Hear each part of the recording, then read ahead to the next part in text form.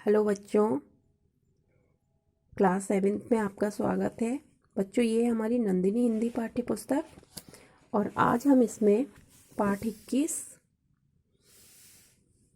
जिसका शीर्षक है भीष्म। आज हम पाठ 21 जो कि भीष्म नाम से है, चैप्टर का जो पाठ का नाम है वो है भीष्म। आज हम इस चैप्टर की पाठ की रीडिंग करेंगे और इसको समझेंगे। ठीक है। भीष्म का नाम सभी लोगों ने सुना होगा। जो भीष्म पितामह थे, जो कौरवों और पांडवों के पितामह थे, बाबा थे। ठीक है, ये उन्हीं के बारे में है जो कि गंगा और शांतनु के पुत्र थे। चलिए अब हम इसको पढ़ते हैं और समझते हैं। प्रस्तुत अध्याय में महाभारत कालीन महापुरुष भीष्म के चरित्र की दृढ़ता के विषय में बताया गया है। लेखक का कहना है कि यदि भीष्म जैसे चरित्र वाले, अंडरलाइन करेंगे, भीष्म जैसे चरित्र वाले व्यक्ति देश में हो जाएं तो देश का कल्याण हो जाए।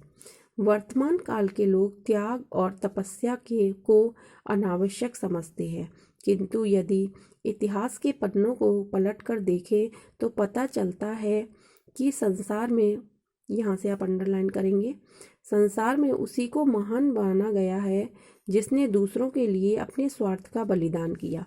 इन्हीं में से एक महान पुरुष भीष्म थे। महाभारत की लड़ाई से पहले एक राजा थे जिनका नाम था शांतनु। वे उत्तरी भारत में राज करते थे। उनकी राजधानी हस्तिनापुर थी। उनकी पत्नी का नाम, अंडरलाइन करेंगे, गंगा, और पुत्र का नाम भीष्म था।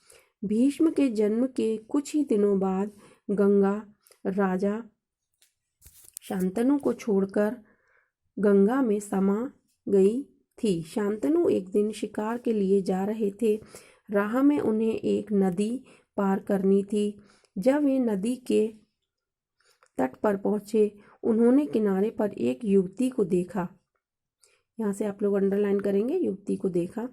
युवती को देखा, वह ध्यान से चंचल लहरों की गति निरख रही थी। वह अद्वितीय सुंदरी थी। शांतनु ने उसे देखा और आखेट भूल गए। फिर वे अपने साथियों के पास लौट आए और उन्होंने उस युवती से विवाह करने की इच्छा प्रकट की। युवती एक मल्लाह की कन्या थी जो नाव चलाते हैं। उसका नाम सत्यवती था। वह शांतनु के अधिकारी उसके पिता के पास पहुंचे तो वह इस संबंध को धन्य मानते हुए उनसे बोला, मैं एक शर्त पर, अंडरलाइन करेंगे, मैं एक शर्त पर अपनी कन्या का विवाह कर सकता हूँ कि यदि राजा की मृत्यु के पश्चात मेरी कन्या का पुत्र गद्दी पर बैठेगा। भीष्म नहीं। शांतनु इस पर सहमत नहीं हुए और उन्होंने सत्यवती के पिता से यह बात कह दी और हस्तिनापुर लौट तो आए, किंतु वह सत्यवती को नहीं भूल पाए और बीमार पड़ गए। धीरे धीरे बीमारी बढ़ती गई। यह देखकर सब लोग दुखी हो गए। भीष्म ने अनेक उपचार किए। मंत्रियों ने शांतनु के रोग के कारण का पता लगने पर भीष्म से किसी से कुछ नहीं कहा, सीधे मल्लाह के पास गए और उससे कहा, मैं प्रतिज्ञा करता हूँ कि मैं हस्तिनापुर का सिंहासन छोड़ दूंगा। इतना ही नहीं, मैं सदैव सत्यवती के पुत्र की सहायता करूंगा। मल्लाह ने कहा, मैं आपका विश्वास करता हूँ, लेकिन आपकी जो संतान होगी उसके संबंध में कौन क्या कह सकता है। इसीलिए यदि आप यह भी वचन दें कि मैं कभी विवाह नहीं करूंगा, तब मैं सत्यवती का विवाह आपके पिता से कर दूंगा।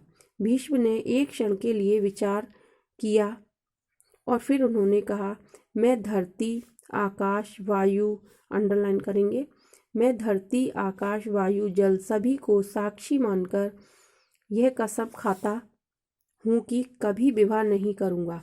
तब उस मल्लाह ने अपनी कन्या का विवाह शांतनु से कर दिया। विवाह के पश्चात शांतनु सुखपूर्वक राजकाज करने लगे। सत्यवती के पुत्र हुए। शांतनु की मृत्यु के पश्चात सत्यवती का बड़ा पुत्र हस्तिनापुर का राजा बना, किंतु शीघ्र ही उसकी मृत्यु हो गई। इसके पश्चात दूसरा पुत्र सिंहासन पर बैठा। दुर्भाग्यवश वह भी अल्पकाल में ही काल कलवित हो गया। अब कौन सिंहासन पर बैठे? शांतनु का भी कोई दूसरा उत्तराधिकारी नहीं था। तब सब लोगों ने भीष्म से उत्तराधिकारी बनने के लिए कहा। भीष्म ने स्पष्टतः अस्वीकार कर दिया। उन्होंने क्या कहा? मनुष्य की, अंडरलाइन करेंगे, मनुष्य की प्रतिज्ञा सीख नहीं है जो झटके से टूट जाया करती है। जो बात एक बार कह दी गई उससे लौटना मनुष्य की दुर्बलता है, चरित्र की हीनता है। उन्होंने सिंहासन स्वीकार नहीं किया। आज जब हम देखते हैं कि एक एक धूर धरती के लिए लोग नाना प्रकार से पाप करते हैं, तब हमें भीष्म के कथन की महत्ता समझ में आती है।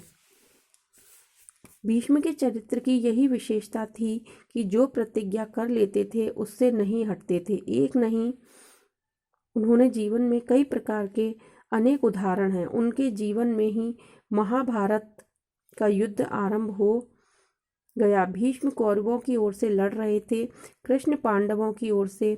कृष्ण ने कहा था, मैं अर्जुन के रथ का सारथी बनूंगा, लड़ूंगा नहीं।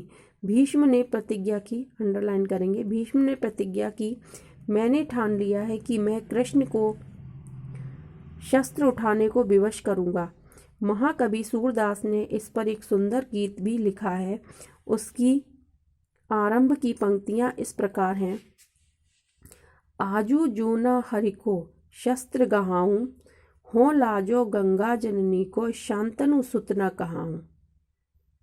मतलब अगर मैंने हरि को शस्त्र नहीं उठवाए, आज अगर मैंने हरि को शस्त्र नहीं उठाए, हरि यानी श्री कृष्ण, आज मैंने अगर श्री कृष्ण को शस्त्र ना उठवाए तो मैं गंगा माँ का और शांतनु का पुत्र नहीं कहलाऊंगा।